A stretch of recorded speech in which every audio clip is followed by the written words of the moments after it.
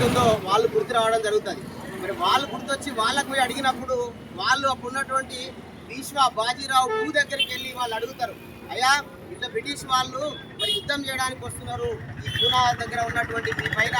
మరి మేము యుద్ధంలో మీ వైపు పాల్గొనాలా వాళ్ళ వైపు పాల్గొనాలని ఆలోచన చేసినప్పుడు వాళ్ళు చెప్తారు, మేము విదేశీయుల వైపు పాల్గొనడం మాకు ఇష్టం లేదు, మీ వైపే పాల్గొంటాం, కానీ ఈ యొక్క సామాజిక స్థితులలో మరి వేల సంవత్సరాలుగా అంటరాని వాళ్ళుగా మరి ఊరికి దూరంగా అన్ని హక్కులకు సర్వ హక్కులకు దూరంగా పెడుతున్నారు, ఈ వైపు పోరాటం చేస్తాం, కానీ మరి గెలిచిన తర్వాత మా యొక్క స్థితిగతులు ఏ విధంగా ఉంటాయని చెప్పేసి అక్కడ ఉన్నటువంటి వాళ్ళని అడిగితే వాళ్ళు ఆల్రెడీ వాళ్ళు ఒక మతోన్మాదంతో కులోన్మాదంతో ఏదైతే మన యొక్క అప్పటి వరకే వేలునికిపోయినటువంటి ఈ యొక్క వర్ణ ధర్మం ఏదైతే ఉందో ఆ ధర్మం ప్రకారము మీకు గతంలో ఏదైతే మేము వేల సంవత్సరాలుగా మిమ్మల్ని అంటరానిగా